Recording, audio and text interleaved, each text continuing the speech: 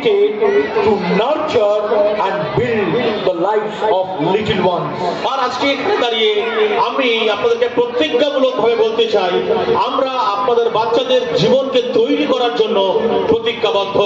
We don't just try to impart the literacy rate, but we want to see that our children will be deeply educated with the values and morals.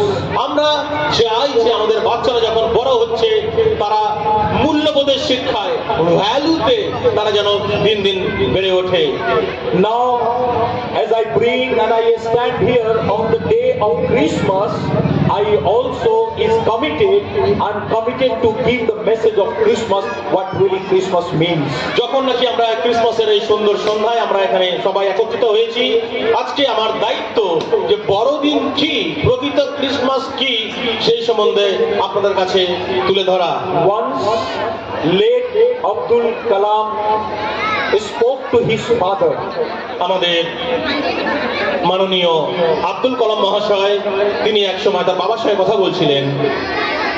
Abdul Kalam mothers was preparing chapati for his father. Abdul কালামের মা তার বাবার জন্য চাপাতি রুটি তৈরি করছিলেন। जब वो शाम को रोटी बना रही थी तो रोटी जल गया था।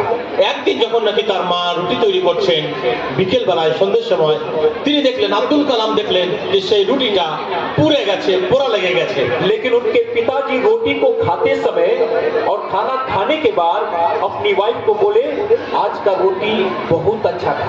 কিন্তু যখন নাকি আব্দুল কালামের পিতা বাবা সেই রুটিটা খেলেন, তিনি তার ওয়াইফকে বললেন, বাহ, আজকের রুটিটা খুব সুন্দর হয়েছে। अब्दुल कलाम जब सोने रात में अपने पिता के साथ आए, যখন নাকি আব্দুল কালাম জি রাত্রেবেলায় বাবার পাশে শোয়ার জন্য এসেছে, तो वो पूछे, তখন তিনি প্রশ্ন করলেন, বাবা, बाबा বলেন, क्या বাবা, सच में रोटी अच्छी थी? তিনি বাবাকে প্রশ্ন করলেন, বাবা, সত্যি কি সেই রুটিটা খেতে সুস্বাদু ছিল? वो तो पूरा जल गया था। এটা তো পুরো তো একদম পুড়ে গিয়েছিল। बोले, बेटा, मैं और तुम्हारी माँ खेत में काम कर रहे थे। তখন আব্দুল কালামের বাবা বললেন, ছেলে, আজকে আমি আর তোমার মা খেতে কাজ করছিলাম।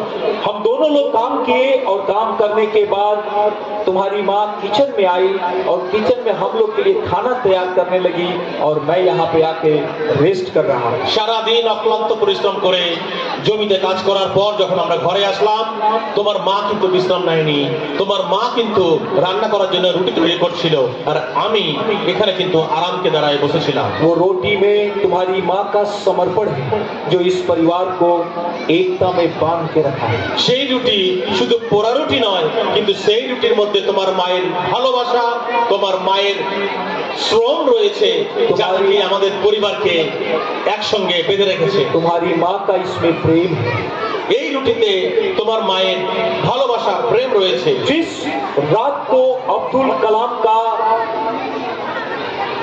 एक्सीडेंट हुआ डेथ का, যেই সময় আমরা আমাদের রাষ্ট্রপতি আব্দুল কালামের মৃত্যু হলো, যেই রাত্রে, उस समय वो शिलोंग में थे। সেই সময় তিনি শিলংয়ে ছিলেন। जब वो रात में उठे तो देखे कि उनका दो सिपाही जो है वो उनका पहरा दे रहा है। যখন নাকি তিনি রাত্রেবেলায় উঠলেন, দেখলেন তার দুইজন সিপাহী তার পাহারা দিচ্ছে। वो उठ के बोले, भाई तुम बैठ जाओ। তিনি সেই রাতে উঠে বললেন, ভাই তোমরা বসে যাও। उस समय वो भारत के प्रेसिडेंट थे। সেই সময় তিনি আমাদের ভারতবর্ষের রাষ্ট্রপতি ছিলেন। He said to him, এবং তিনি তাদেরকে বললেন, sir, this is my duty that I need to guard you. সেই সিপাহীরা উত্তরে আমাদের আব্দুল কালাম জিকে বললেন, স্যার, আমাদের দায়িত্ব, আমাদের কর্তব্য আপনাকে পাহারা দেওয়া। अब्दुल कलाम गए और सो गए। আব্দুল কালাম জি তিনি গেলেন, But that night he was restless. কিন্তু সেই রাত্রে তিনি যেন বিচলিত হয়েছিলেন। फिर वो रात में करीबन 1 और 2 बजे के बीच में जगे। তিনি ঘুমোতে পারলেন না। তিনি আবার রাত 1টা-2টার সময় উঠলেন, फिर আবার তাদের কাছে देखे গেলেন कि वो जो सिपाही है वो फिर ऐसे खड़ा है और अब्दुल कलाम का पहरा दे रहा है। এবং তিনি দেখলেন, তিনি লক্ষ্য করলেন যে যে সিপাহীদের সঙ্গে কথা বলেছিলেন তারা একদম সোজা হয়ে দাঁড়িয়ে তার পাহারা দিচ্ছে। फिर बोले बैठ जाओ। এবং আব্দুল কালামজি বললেন, এই তোমরা বসে যাও। वो नहीं बैठा। কিন্তু তারা বসলেন না।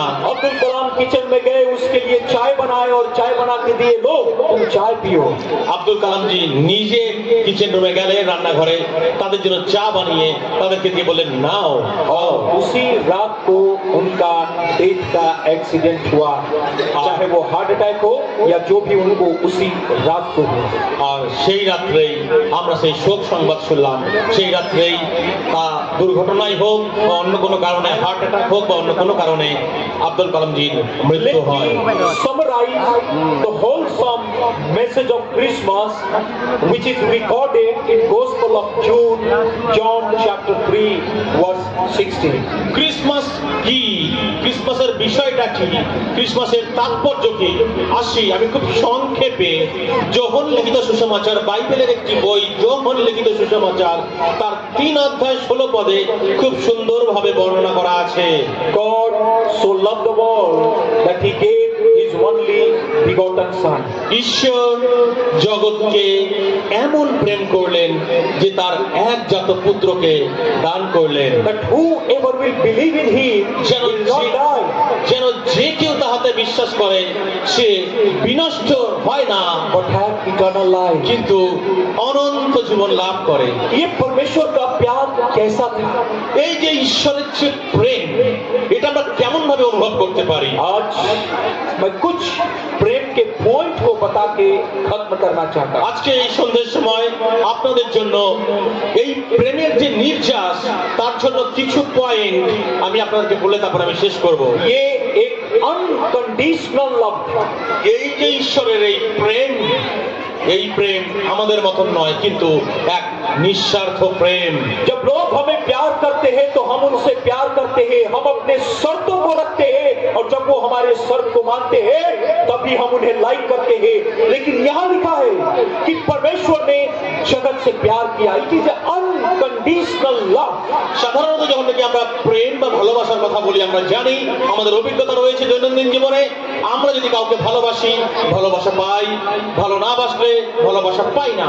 কিন্তু ঈশ্বরের যখন প্রেমের কথা এখানে বলা হচ্ছে, তিনি আমাদেরকে নিঃস্বার্থভাবে ভালোবাসলেন। जो दूसरा है, দ্বিতীয় যে বিষয়টি इट রয়েছে, इज ए सैक्रिफिशियल लव। এবং এটা ছিল এক বলিদানের ভালোবাসা।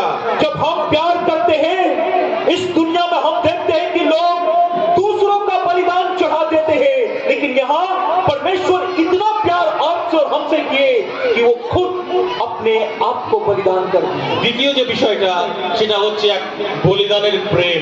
আমাদের জগতে, আমাদের সমাজে তো দেখি ভালোবাসার জন্য আমরা একে অপরের মধ্যে খুনোখুনি, মারামারি, হিংসা করছি, কিন্তু এখানে দেখতে পাই পরম প্রেমময় ঈশ্বর আমাদেরকে এবং আপনাদেরকে ভালোবেসে নিজের জীবন স্বয়ং বলিদান স্বরূপ ক্রুশের উপর দিলেন। जो तीसरा है, তৃতীয় যে বিষয়টি রয়েছে, वो लाइफ गिविंग लव। সেটা হচ্ছে এক জীবনদায়ী প্রেম। आज जब प्यार करते हैं तो प्यार में हम लाइफ नहीं, मृत्यु को देते हैं। लेकिन ये जो ऐसा प्रेम था कि जब परमेश्वर अपने प्यार के ऐलान किए तो कहे, मैं तुमसे सच कहता हूं, यदि तुम विश्वास करोगे तो तुम अनंत जीवन पाओगे। That is the fundamental factor of love which brings life to the day। বর্তমানে যখন নাকি আমরা প্রেম ভালোবাসার কথা শুনি এদিক ওদিক বিভিন্ন ভাবে, এই প্রেমে সাধারণত অবশেষে আমাদের মৃত্যু হয়। কিন্তু যখন আমরা ঈশ্বরের প্রেম, অপ্রাকৃত প্রেমের কথা বলি, সেই প্রেম মৃত্যু নয়, কিন্তু আমাদেরকে অনন্ত জীবন প্রদান করে। তাই ঈশ্বরের বাক্য বলছে যে তিনি জগৎকে এমন প্রেম করলেন যে একজাত পুত্রকে দান করলেন। मैं एक घर में गया, আমি একটি ঘরে গিয়েছিলাম, मेरा दोस्त शादी किया था আমার এক বন্ধুর বিয়ে করেছিলেন, और बोला कि मेरी बीवी बहुत पढ़ी लिखी है, এবং তিনি আমাকে বললেন, ফাদার, আমার স্ত্রী অনেক শিক্ষিত, बहुत स्मार्ट है। খুব স্মার্ট। लेकिन कुछ दिन के बाद কিন্তু কিছুদিন পর जब उसके घर में गया, যখন নাকি তার ঘরে আবার গেলাম, उसके पिताजी रो रहे थे। তার বাবা কাঁদছিলেন। मैंने पूछा, क्यों, क्या हो गया? আমি আঙ্কেলকে জিজ্ঞেস করলাম কি হয়েছে। वो कुछ बताए नहीं, সেই ভদ্রলোক আমাকে কিছু বললেন वो না। अपने दर्द को दबा के थे, তিনি তার ব্যথাকে চেপে রেখেছিলেন। लेकिन बाद में मालूम चला কিন্তু পরে জানতে পারলাম कि जो बेटा की पत्नी आई वो बोली, अरे तुम कैसे हो, तुम तो ठीक से खाना खाना भी नहीं जानते हो, अरे तुम कैसे हो, तुम तो ठीक से कपड़ा भी नहीं पहनते हो, तुम तो टाइम पे नहाते भी नहीं हो। और ये बात उस पिता को लगा जो अपने बेटे की शौक के लिए, उसकी पढ़ाई के किताबों को खरीदने के लिए अपने पांव में जूता नहीं पहनता था, ताकि मेरा बेटा जो शहर में पढ़ता है वो कम से कम अच्छा किताब और अच्छा ड्रेस पहन सके। तो उसकी पत्नी जब आई तो बोली, अरे तुम कैसे हो, तुम तो खाना भी नहीं खाना जानते। My dear brothers and sisters, the real love is a life-giving love. যখন নাকি আমরা দেখতে পাই সেই বৃদ্ধ লোক যখন কাঁদছিলেন, আমি যখন জিজ্ঞেস করলাম আঙ্কেল কি হয়েছে, প্রথমে তিনি বলতে চাননি, কিন্তু পরে জানতে পারলাম তার যে সেই স্মার্ট ওয়াইফ তার হাজবেন্ডকে বলছে তুমি কিছু নেই না, তুমি খেতে জানো। ना बाबा को बोलছে, হাজবেন্ড के बाबा को बोलছে। সেই ভদ্রমহিলা বাবাকে বলছে আপনি কিচ্ছু জানেন না, আপনি একদম স্মার্ট নয়, আপনি না জানেন খেতে না জানেন পড়তে, দেখুন আমি কত স্মার্ট। কিন্তু সেই সময় সেই বাবার বাংলা মা স্মার্ট আছে না, আমি কত স্মার্ট না, আরে তুমি তো ম্যানার জানে না, তোমার বাবা কোথায় খাতে হবে, কি করে চলতে হবে তোমার বাবা জানে না। तब बाबा को दुख लगा, इस बेटा को पढ़ाने के लिए अरे मैंने अपने पांव में जूता तक नहीं पहना ताकि मेरा बेटा जूता पहन सके। और आज उसकी बीवी इस बात को बोल रही है। তার ওই কথা শুনে বাবা ভাবলেন যেই ছেলেকে বড় করার জন্য আমি মাথার ঘাম পায়ে ফেলেছি, পায়ে জুতো পর্যন্ত পরিনি, আমার চপ্পল পাতলা হয়ে গেছে, আজ সেই ছেলের বউ আজকে আমাকে এই কথা বলছে। এরকম ঘটনা আমরা চারপাশে তাকারাই দেখতে পাবো। मैं जब अपने बच्चों को इस स्कूल में पढ़ाता हूँ तो अपने टीचर को बोलता हूँ, अरे उनको अब्दुल कलाम की तरह बनाना है कि जिस दिन वो प्रेसिडेंट भी बन जाए तो अपने सिक्योरिटी को भी वो रिस्पेक्ट करे और कह रहे बैठ जा, मैं तेरे लिए चाय बनाना चाहता हूँ। আমি যখন আমার বাচ্চাকে পড়াই বা শেখাই, বড় করছি এবং যে স্কুলে দিই, আমি নিশ্চিত করি আমার সন্তান যেন খালি লেখাপড়ায় নয় কিন্তু মূল্যবোধে এতটাই বড় হবে যাতে আমার বাচ্চা আগামী দিনে ভবিষ্যতে যদি আব্দুল কালামের মতন কোনো বড় ব্যক্তিত্ব হয় তখনও যেন একজন চাপরাশি বা কোনো পাহারাদারকেও সম্মান করতে শিখবে। আজকে সমাজে এটা কোথায়? That is the reason the God's love is transformative. আর তাই আমাদেরকে জানতে হবে ঈশ্বরের যে মহাপ্রেম, অপরাকৃত প্রেম তা আমাদের জীবনকে পরিবর্তন করে। It is a transformative love which will continue to grade our life from one step to other step. We grow into the grace to grace. ঈশ্বর খালি আমাদেরকে যে প্রেম করেন তাই নয়, কিন্তু ঈশ্বরের প্রেম আমাদেরকে এক ধাপ আরেক ধাপ আরেক ধাপ আমাদের মূল্যবোধকে বাড়িয়ে আর এগিয়ে যেতে সাহায্য করে। The God's love is redemptive. ঈশ্বরের যে প্রেম वो रिडीम करता है। তা পরিত্রাণমূলক, তা আমাদেরকে পরিত্রাণ দেয়, আমাদেরকে মুক্ত করে সমস্ত বন্ধন থেকে। जब मैं 2006 में आइलैंड में काम करता था, যখন নাকি 2006 সালে আমি আমাদের দক্ষিণ চব্বিশ পরগনার আইল্যান্ডে কাজ করতাম, तो मेरे दो दोस्त थे, সেখানে আমার দুজন বন্ধু ছিল। एक हिंदू ब्राह्मण, একজন ছিল হিন্দু ব্রাহ্মণ পরিবার থেকে पुतुल भाई, पुतुल ভাই পুতুল, और एक हमारे मुस्लिम थे। আরেকজন মুসলিম ভাই ছিল। वो भाई नहीं थे, प्रैक्टिकली वो मेरे अंकल के एज के थे। তো যদিও তিনি ভাই নয়, মানে আমার কাকা জ্যাঠার সমান হবে। मेरा उस समय एज था 24 इयर्स সেই সময় আমি 24 বছরের ছিলাম और ये लोगों का एज था 50 साल। আর তাদের বয়স ছিল প্রায় 50-এর কাছাকাছি। एक मुस्लिम, एक हिंदू, एक क्रिश्चियन। এক মুসলিম ভাই, একজন হিন্দু ব্রাহ্মণ ভাই আর একজন খ্রিস্ট। और वो मुझे इसलिए दोस्ती किए क्योंकि मैं उनके लिए बाइक चलाता था। আর তাদের সঙ্গে আমার বন্ধুত্ব খুব গভীর ঘনিষ্ঠ হয়েছিল, কারণ তাদের জন্য আমি প্রতিদিন বাইক চালাতাম। Very rich family. তারা খুব ধনী সম্ভ্রান্ত পরিবার जो থেকে। मुस्लिम थे वो 84 मॉस्क के प्रेसिडेंट थे। যে মুসলিম ভাই ছিল, সে 84 খানা মস্কের সভাপতি ছিলেন। जब मैं कभी प्रॉब्लम में होता था যখনই আমি কোনো সমস্যায় পড়তাম तो बोलते थे रितेश তখন তিনি বলতেন, রিতেশ ভাই तुम अपना यीशु का काम करो, मैं ये काम कर लूंगा। তুমি তোমার যিশুর কাজ তুমি করো, এই ব্যাপারটা এই সমস্যাটা আমি হ্যান্ডেল করছি। मैं कभी कभी बोलता था কখনো কখনো আমি তাকে বলতাম, मेरी तो शादी नहीं हुई, আমার তো তখন বিবাহ হয়নি, अगर मैं मर भी गया तो कोई बात नहीं, যদি আমি মারাও যাই কোনো চিন্তা নেই, लेकिन तुम चिंता मत करना, কিন্তু তুমি চিন্তা করো না, यदि तुम मर गए যদি তুমি मारा যাও तो ये मेरा वादा है कि मैं तेरे परिवार को जरूर देखूंगा। তো আমি প্রতিজ্ঞা করছি তোমার পরিবারকে ভাই আমি দেখবো। ये यीशु प्रचारक का वादा है। এই ছিল তৎকালীন ফাদারের অর্থাৎ যিশু প্রচারের প্রতিজ্ঞা। सिर्फ मेरी मौत मेरे शब्द को तोड़ सकती है, একমাত্র नहीं तो कुछ भी नहीं। একমাত্র মৃত্যু আমার যে জবান, আমার যে কথা, এই প্রতিজ্ঞা তাকে চালাতে পারে, তাছাড়া অন্য কিছু নয়। वो 2012-13 में चल बसा। কিন্তু দুর্ভাগ্যবশত 2012-13তেই সেই ভাইয়ের মৃত্যু হয়। किसी ने बताया, কেউ আমাকে বললো, रितेश भाई রিতেশ ভাই वो जो डॉक्टर की वाइफ है, अरे उसका घर अभी चूता है यार, पानी से चूता है। সেই যে ডক্টরের যে ওয়াইফ, তার ঘর এখন তার ঘর জীর্ণ হয়ে গেছে, জল পড়ে। बहुत ज्यादा जमीन जायदाद था, তার অনেক জায়গা জমি ছিল, उसके अपने भाई लोग जबरदस्ती उस जमीन को ले लिए। তার ভাইরা আত্মীয় পরিষদরা তারা তার সব জায়গা জমি ছিনিয়ে নেয়। वो लोग बहुत पढ़े लिखे थे, তারা অনেক শিক্ষিত ছিল, लेकिन जैसे उनका भाई का डेथ हुआ वो सारा जमीन ले लिए। কিন্তু যেই তার ভাইয়ের মৃত্যু হলো সমস্ত কিছু তারা আয়ত্ত করে নেয়। मैं बोला, আমি তাদেরকে বললাম, अपने स्टाफ को भेज के बोला जाके उसका घर बना देना। আমি তখন আমার স্টাফদেরকে গিয়ে বললাম, ভাই তোমরা যাও গিয়ে তার ঘর বানিয়ে দাও। तो उसकी वाइफ भी मुझे दादा बोलती थी, তো সেই ভাইয়ের, মুসলিম ভাইয়ের যিনি মারা গেছেন, তার ওয়াইফ আমাকে দাদা বললে, और उसकी बेटी भी मुझे दादा बोलती थी, এবং তার বাচ্চা, তার মেয়েও আমাকে দাদা বলতো। क्योंकि उसका बेटी का एज भी मेरे समान ही था। কারণ তার যে মেয়ের বয়স আমার বয়সের প্রায় কাছাকাছি, उसका नाम था साहना। এবং সেই বোনের নাম ছিল শাহানা। एक दिन फोन की, একদিন তিনি ফোন করলেন, दादा তুমি কোথায় আছো? আমি বলি আমি नागालैंड में আছি। आवाज में सुना मार्केट में, तो मैं बोला साहना अभी 8 बज गया, तुम मार्केट में क्या कर रही हो? যে সময় সেই বোন ফোন করলেন তখন রাত 8টা বেজে গেছে। ফাদার তখন নাগাল্যান্ডে থাকেন, তিনি সেখান থেকে বললেন, শাহানা এখন তো রাত 8টা বাজে, তুমি এখন কি করছো বাইরে? वो बोली दादा जो मेरे पिताजी का दुकान है उसको मैं चलाती हूँ, मेडिकल का जो दुकान है। তখন সেই বোন বললেন, আমার বাবার যে মেডিকেল দোকান ছিল সেই দোকান আমি এখন চালাই। मैं और मेरी वाइफ थे नागालैंड में। আমি আর আমার ওয়াইফ, আমার স্ত্রী সেই সময় নাগাল্যান্ডে ছিলাম। मैं साहना को बोला साहना तुम तो नर्स बनना चाहती थी। আমি তখন শাহানাকে বললাম, শাহানা তুমি না একজন নার্স হতে চেয়েছিলে? बोली दादा पैसा नहीं।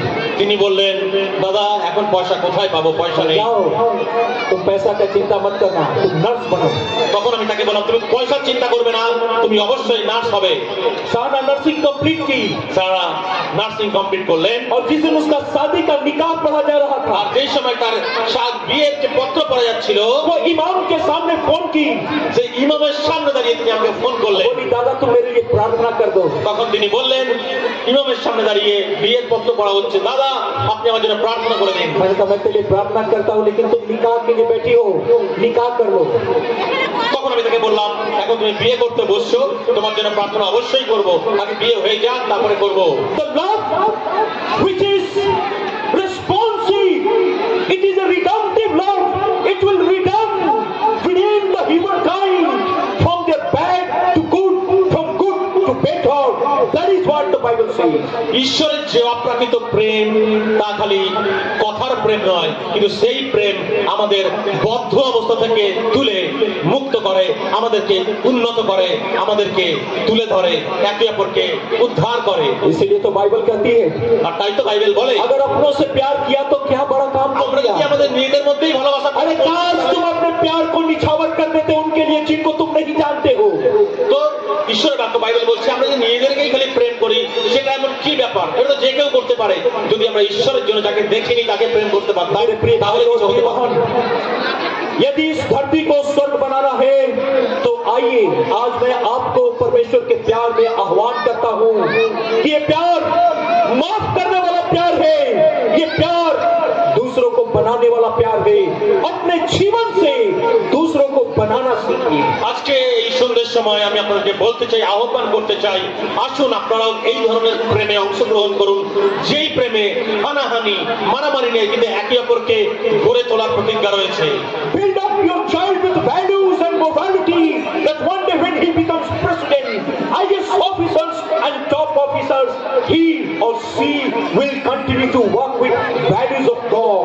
আপনারা আপনাদের বাচ্চাকে এমন ভাবে গড়ে তুলুন, খালি পড়াশোনার শিক্ষায় নয়, কিন্তু এমন মূল্যবোধের শিক্ষায় বড় করে তুলুন, যখন আগামী দিনে আপনার বাচ্চা প্রেসিডেন্ট বা বড় কিছু আইপিএস বা আইএএস বা বড় কোনো অফিসার হবে, তখন যেন এই মূল্যবোধ একে অপরকে ভালোবাসতে, একে অপরের জীবনে পরিবর্তন জ্যোতি আনতে সাহায্য করে। Last, অবশেষে किसी ने फोन किया, কেউ আমাকে ফোন করলেন, मैं फोन काट रहा था, আমি ফোন কেটে দিচ্ছিলাম, फिर फोन किए, আবার ফোন করলেন, फिर फोन काट रहा था, আবার আমি ফোন কেটে দিলাম, क्योंकि मैं मीटिंग में था, मैं तीसरा फोन पिकअप किया। কারণ আমি মিটিংয়ে ছিলাম। যদিও আমি তৃতীয়বার যখন ফোন করলেন, আমি সেই ফোনটা করলাম। एक लड़की मराठी में बोली, একজন বোন মারাঠিতে আমাকে বলছিলেন। मैं बोला बेटा तुम ये फोन कहाँ से तुम्हें, मेरा नंबर कहाँ से मिला? তো তখন আমি তাকে বললাম, বেটা এই ফোন নাম্বার তুমি কার কাছ থেকে পেয়েছো? एक पर्चा से, একটি पेपर में। একটি পেপার থেকে তিনি আমার নাম্বার तो बोला পেয়েছেন। बताओ क्या चीज के लिए तुम फोन की हो? তখন আমি বললাম, বলো কি প্রয়োজন? मैं 10 किलोमीटर साइकिल चला के जाती हूँ, दादा एक साइकिल दे दीजिए। সেই বোন ফাদারকে বলেন, ফাদার আমি 10 কিলোমিটার প্রতিদিন পায়ে হেঁটে যাই, আমার জন্য কি একটা সাইকেল পাওয়া যাবে? मैं पूछा कि तुम्हारे गांव में तुम्हारी तरह कितने बच्चे हैं? আমি তখন তাকে জিজ্ঞেস করলাম, বোন ওই গ্রামে তোমার মতো আর কতজন এরকম বাচ্চারা রয়েছে? वो बोली फादर जहाँ हम लोग रहते हैं हम लोग तो ज्यादा हमारे पापा रिक्शा चलाते हैं। তিনি সেই বোন বললেন, ফাদার যে গ্রামে আমরা থাকি সেখানে তো বেশিরভাগই আমাদের বাবা কাকারা রিক্সা চালায়। बहुत ज्यादा बच्चे हैं। मैंने बताओ कितना बच्चे हैं? অনেক এরকম পরিবার রয়েছে যাদের সাইকেল নেই। আমি জিজ্ঞেস করলাম, কতজন হতে পারে বলো আমাকে? वो बोली फादर 100 से भी ज्यादा फैमिली है। তখন সেই বোন বলল, ফাদার 100-এরও বেশি হতে পারে। मैं अपने फादर को बोला আমি তখন ওখানে থেকে আমার স্টাফকে बोला বললাম, जाके 500 साइकिल दे के आना। সেই গ্রামে অবিলম্বে 500 খানা সাইকেল যেন দেওয়া হয়। The God's love is a giving love. ঈশ্বরের যে প্রেম তা হচ্ছে দেওয়ার, आइए हम নয়। देने वाले बने। আসি আমরা এক দাতা হই।